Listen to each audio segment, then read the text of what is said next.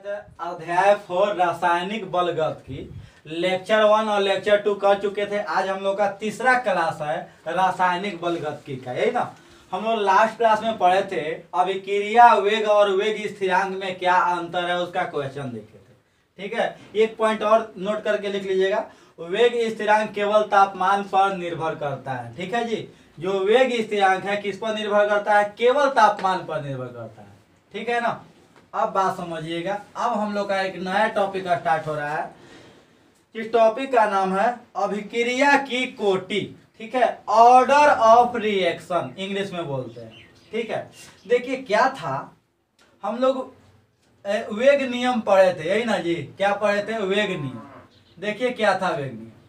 मान लीजिए अल्फा ए था, बीटा बी था और प्रोडक्ट पी बना था, यही ना। तो वेग नियम के अनुसार जो वेग होता है वह क्या समानुपाती होता है ए के पावर एक्स और बी के पावर वाई। ठीक है, तो यही एक्स जो है ए के सापेक्ष कोटि है और y जो है वह b के सापेक्ष का कोटि है और x प्लस वाई यह इस अभिक्रिया का कुल कोटि है। ठीक है, यानी कहने का मतलब कि वेग नियम के द्वारा जो समीकरण निर्धारित किया जा रहा है उसके साधन के घात के योगफल को क्या कहते हैं? समग्र कोटि कहते हैं। ठीक है जी।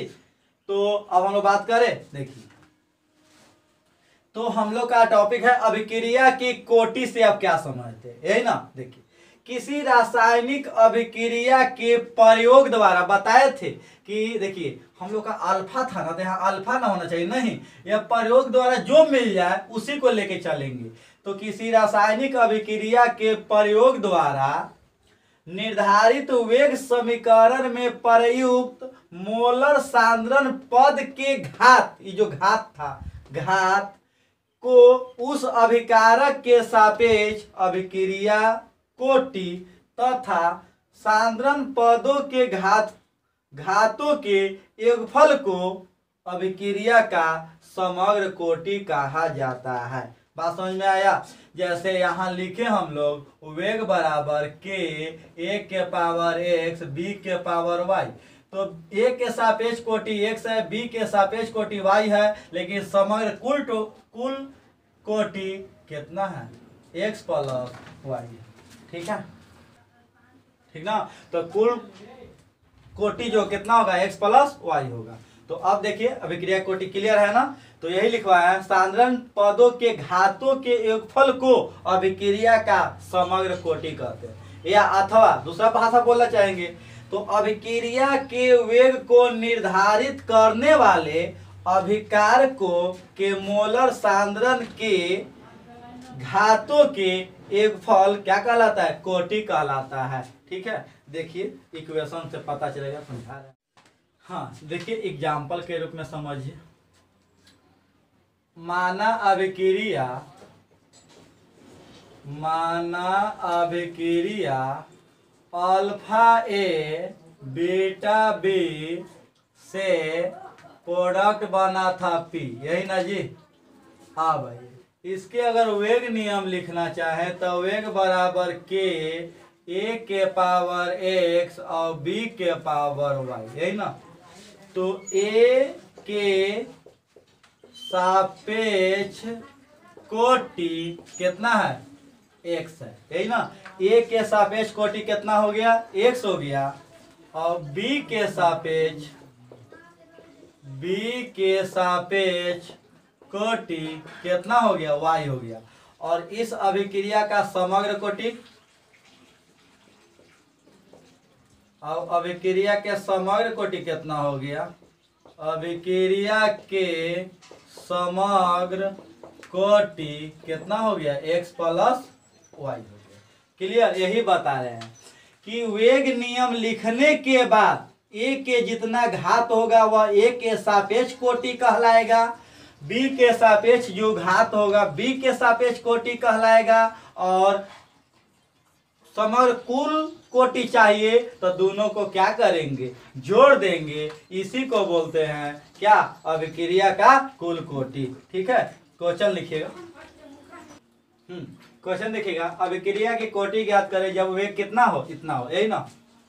सॉल्यूशन, गिवन वेग बराबर के ए के पावर 1/2 और बी के पावर 3/2। ठीक है, तो कितना हो जाएगा कोटि, अभिक्रिया की कोटि बराबर, अभिक्रिया की कोटि बराबर 1/2 प्लस 3/2 यानी 4/2 इक्वल टू 2। अगला क्वेश्चन लिखिएगा, वेग नियम से प्राप्त अभिक्रिया का वेग, वेग नियम से प्राप्त अभिक्रिया का वेग, अभिक्रिया का वेग के ए के पावर 3/2 और बी के पावर -1 है, यही ना। तो अभिक्रिया की कोटि है, तो अभिक्रिया की कोटि है, कोटि है। ए में ऑप्शन -1/2, बी में ऑप्शन 1/2 और सी में ऑप्शन 1 और डी में ऑप्शन कितना है, डी में ऑप्शन 3/2। ठीक है, चलिए कौन हो जाएगा सॉल्यूशन। क्या दिया है, दिया है वेग बराबर के ए के पावर 3/2 और बी के पावर -1। तो कितना हो जाएगा, कोटि बराबर, अभिक्रिया कोटि बराबर, अभिक्रिया की कोटि बराबर, अभिक्रिया की कोटि बराबर 3/2 -1 इक्वल टू कितना, 1/2। आंसर कौन हो जाएगा, बी, यही ना। ये 1.5 में से गया, कितना बचा, आधा बचा। कोई दिक्कत। अब हेडिंग दीजिएगा, मिटा दें।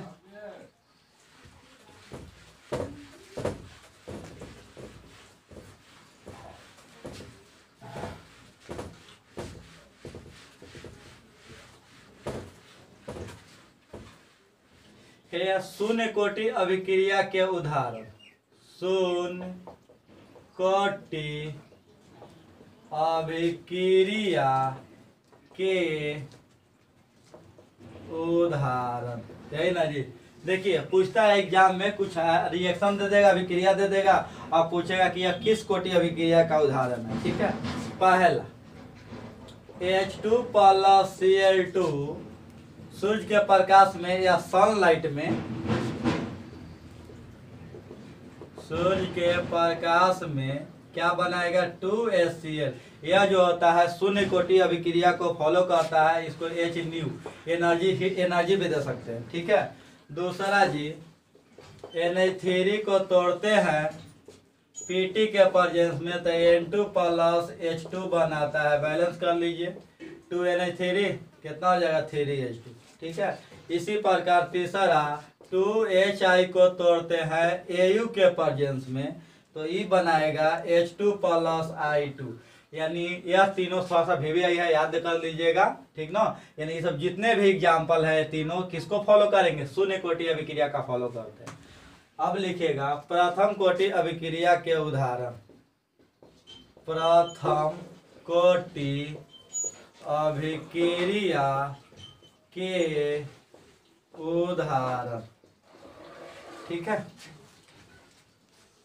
पहला हो जाएगा N2 प्लस O5, N2O5 टूटेगा, बनाएगा 2NO2 प्लस हाफ O2। ठीक है, दूसरा हो जाएगा NH4 NO2 डिकम्पोज करेंगे, तोड़ेंगे, बनाएगा N2 प्लस 2H2O। ठीक है, इसी प्रकार हो जाएगा SO2Cl2 तोड़ेंगे, बनाएगा SO2 प्लस Cl2। ठीक है, ये सब जो भी हैं किसका एग्जाम्पल है, ये सब प्रथम कोटि अभिक्रिया के उदाहरण है। ठीक है, अब देखिएगा द्वितीय कोटि अभिक्रिया के उदाहरण, ठीक है। 2NO2 से क्या देगा जी, 2NO प्लस O2, ठीक है। या दूसरा एग्जाम्पल H2 प्लस I2 को मिलाएंगे क्या बनेगा, 2HI, ठीक है। यानी हम लोग देख लिए शून्य कोटि अभिक्रिया के उदाहरण, द्वितीय कोटि प्रथम कोटि के और द्वितीय कोटि के, ना। एक क्वेश्चन लिखिएगा, एक क्वेश्चन लिखिएगा।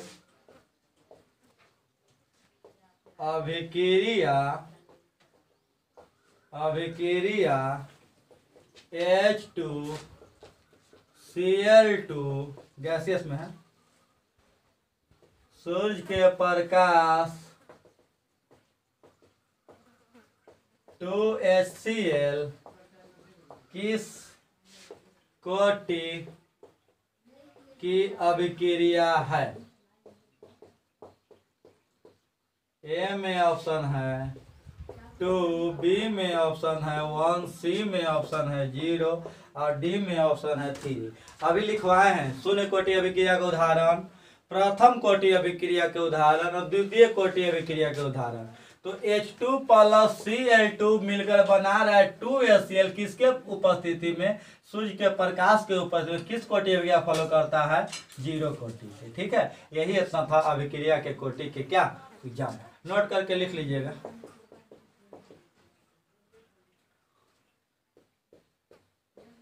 अभिक्रिया की कोटि शून्य, धनात्मक,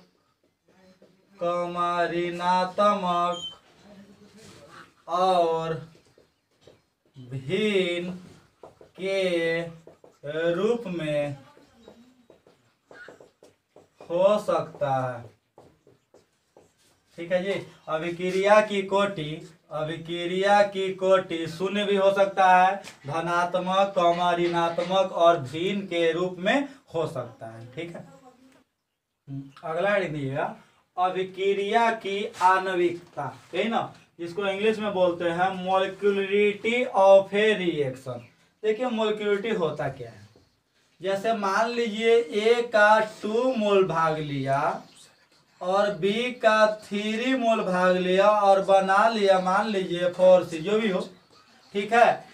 तो ए का कितना मोल भाग लिया था, 2 मोल, बी का कितना मोल भाग लिया था, 3 मोल, दोनों को जोड़ देंगे कितना मोल हो गया, यानी 5। यानी इसी को कहते हैं अभिक्रिया क्या, अभिक्रिया की आणविकता। किसी भी रासायनिक अभिक्रिया में भाग लेने वाले अभिकारक के संख्या को क्या कहते हैं, आणविकता कहते हैं। किसी भी रासायनिक अभिक्रिया में भाग लेने वाले अभिकारक के संख्या को क्या कहते हैं, आणविकता कहते हैं। मान लीजिए जैसे क्लास में जितने बच्चे बैठे हैं उनके मुंडी गिन लीजिए, तो उनके मुंडी के संख्या को क्या बोलेंगे, आणविकता बोलेंगे उस समय। यानी जितना बच्चे पार्टिसिपेट कर रहे हैं, जितना यहाँ पे भाग ले रहे हैं अभिकारक, उन्हीं के संख्या को क्या कहते हैं, आणविकता कहते हैं। यही यहाँ बताया गया। देखिए ध्यान दीजिए, किसी रासायनिक अभिक्रिया में उत्पादों के निर्माण में, प्रतिफल बनाने में, ठीक है, भाग लेने वाले रासायनिक अभिकारकों की कुल संख्या को अभिक्रिया की क्या कहते हैं, आणविकता कहते हैं, ठीक है। आणविकता जो होता है सैद्धांतिक प्रक्रिया है, जबकि कोटि जो है क्या है, प्रायोगिक प्रक्रिया है। एग्जाम्पल देखिए, बताए अभी जस्ट कि अल्फा ए और बीटा बी से प्रोडक्ट क्या बना, पी बना। लेकिन अब अगर कोटि के बात किया जाए तो कोटि के पहले ऑर्डर लिखेंगे, क्या वेग नियम लिखेंगे।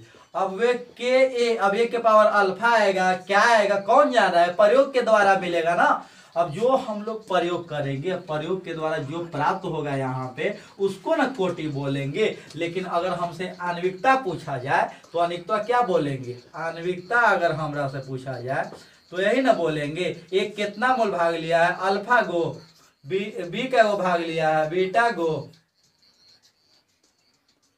ठीक है, बीटा। तो इसी को बोलेंगे अभिक्रिया की आणविकता क्या हो जाएगा, अभिक्रिया की आणविकता बराबर अल्फा प्लस बीटा। कहने का मतलब है किसी भी रासायनिक अभिक्रिया में भाग लेने वाले रासायनिक अभिकारकों की कुल संख्या क्या कहलाता है? आणविकता कहलाता है। यहाँ ए का कितना मोल भाग लिया है? अल्फा। बी का कितना? बीटा। तो अल्फा प्लस बीटा क्या हो जाएगा? आणविकता हो जाएगा। तो आणविकता सैद्धांतिक प्रक्रिया हो गया, जबकि कोटि जो है क्या है? प्रायोगिक प्रक्रिया है। ठीक है, देखिएगा नोट करके। आणविकता जो है, आणविकता जो है, आणविकता केवल एक चरण में संपन्न होने वाले अभिक्रिया के लिए लागू होता है। देखिए जी, वैसी अभिक्रिया जो एक चरण में संपन्न होता है उसे प्राथमिक अभिक्रिया कहते हैं, और आणविकता केवल प्राथमिक अभिक्रिया के लिए परिभाषित होता है। ठीक है, आणविकता केवल प्राथमिक अभिक्रिया के लिए परिभाषित होता है, अर्थात वैसी अभिक्रिया जो केवल एक चरण में संपन्न होता है उसे क्या? प्राथमिक अभिक्रिया कहते हैं। वही लिखवाएं, आणविकता केवल एक चरण में संपन्न होने वाले अभिक्रिया के लिए लागू होता है, अर्थात आणविकता केवल प्राथमिक अभिक्रिया के लिए लागू होती है। ठीक है, अब ध्यान दीजिए। तो अभी आप देखें कि आणविकता जो है केवल एक चरण में जो अभिक्रिया संपन्न होगा उसके लिए लागू हो जाएगा। ठीक है, लेकिन कुछ ऐसे अभिक्रिया होते हैं जो एक चरण में संपन्न नहीं होता है। ठीक है, उसे हम लोग कहते हैं जटिल अभिक्रिया। यानी वैसी अभिक्रिया जो एक से अधिक चरण में संपन्न होती है उसे जटिल अभिक्रिया कहते हैं, और ऐसी अभिक्रिया के लिए आणविकता संभव नहीं है। ठीक है, वैसी अभिक्रिया जो एक से अधिक चरण में संपन्न होता है उसे जटिल अभिक्रिया कहते हैं, और ऐसी अभिक्रिया के लिए आणविकता संभव नहीं है। ठीक है, अब ध्यान दीजिए, जो ये जटिल अभिक्रिया है वह एक से अधिक चरण में संपन्न हो रहा है। तो मान लीजिए 2 चरण में हुआ होगा, 3 चरण में हुआ है ना। ध्यान दीजिए, जटिल अभिक्रिया एक से अधिक चरण में संपन्न होती है, और प्रत्येक चरण का वेग क्या होता है? अलग अलग होता है। ठीक है, जिसका वेग मंद होती है उसे वेग निर्धारक पद या रेट डिटरमाइनिंग स्टेप या RDS कहते हैं। ठीक है जी, यानी जो आपका जटिल अभिक्रिया है वह एक से अधिक चरण में संपन्न होता है। ठीक है, और प्रत्येक स्टेप, प्रत्येक चरण का जो वेग होता है वह अलग अलग होता है। एग्जाम्पल देखिए, माना जटिल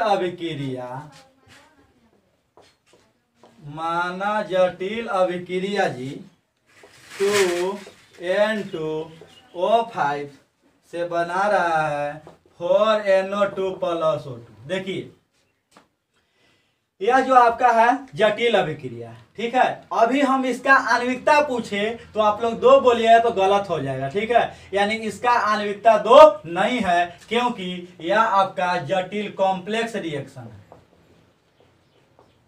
हिंदी में होता है जटिल अभिक्रिया। ठीक है, अब ध्यान दिए कैसे कैसे बना होगा। कोई भी जटिल अभिक्रिया एक से ज्यादा चरण में संपन्न होता है।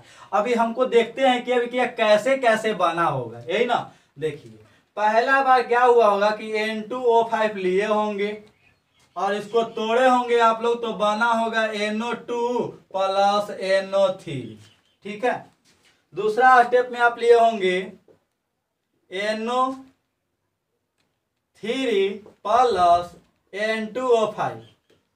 ठीक है, बना होगा यहां से 3NO2 + O2। मिला लीजिए, सही है ना। 3N 2 1 3N 5 3 8 3 2 6 2 8, सही है। अब देखिए, ई आपका हो गया चरण 1, ई आपका हो गया चरण 2। ठीक है, ये जो होता है आपका स्लो होता है, ये जो होता है आपका फास्ट होता है। ठीक है, आपको दिया रहेगा, जब भी दिया रहेगा। अब देखिए दोनों को ऐड करिए, ठीक है, चरण 1 चरण 2 को ऐड करेंगे तो हो जाएगा ए, जोड़ने पर यही ना, क्या हो जाएगा पहले अभी देखिए।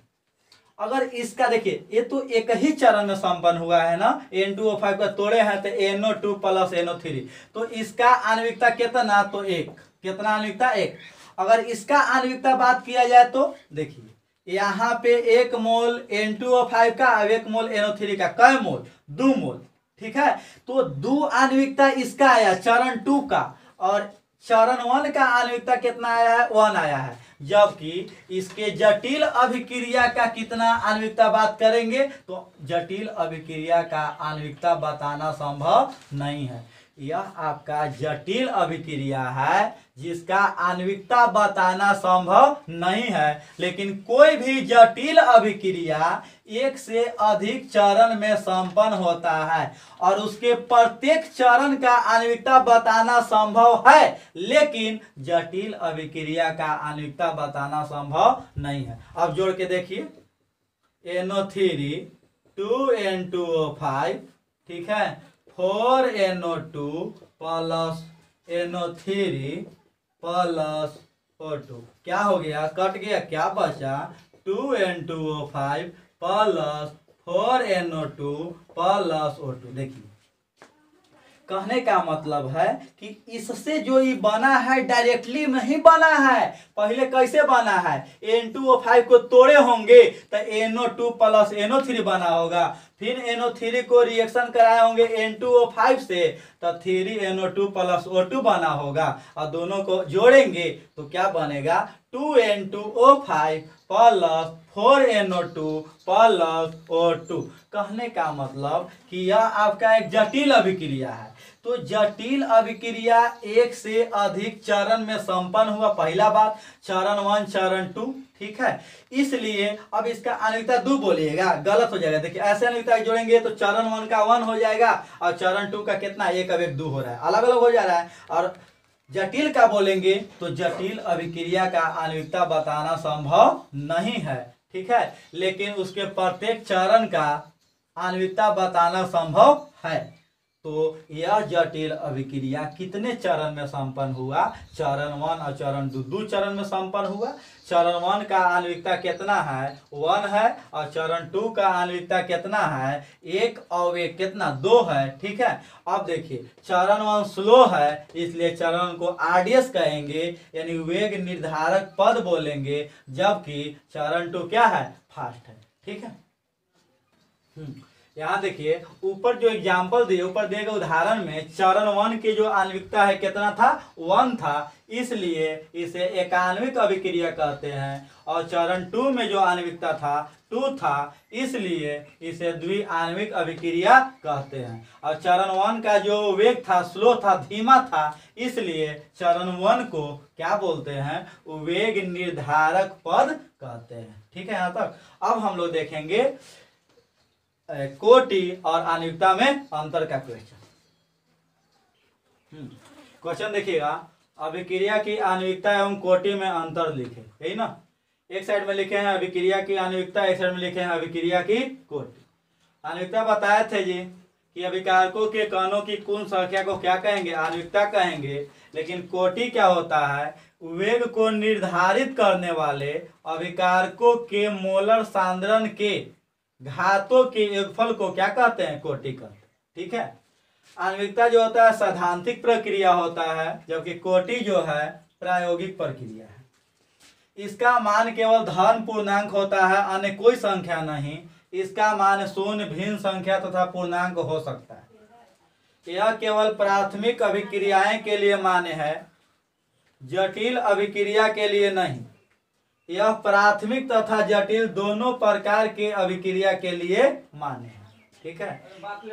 यह ताप एवं सांद्रण द्वारा अप्रभावित रहता है, जबकि यह ताप एवं सांद्रण द्वारा क्या रहता है, प्रभावित रहता है। यह 5 नंबर के आएगा, VVI करके लिख लीजिएगा, ठीक है।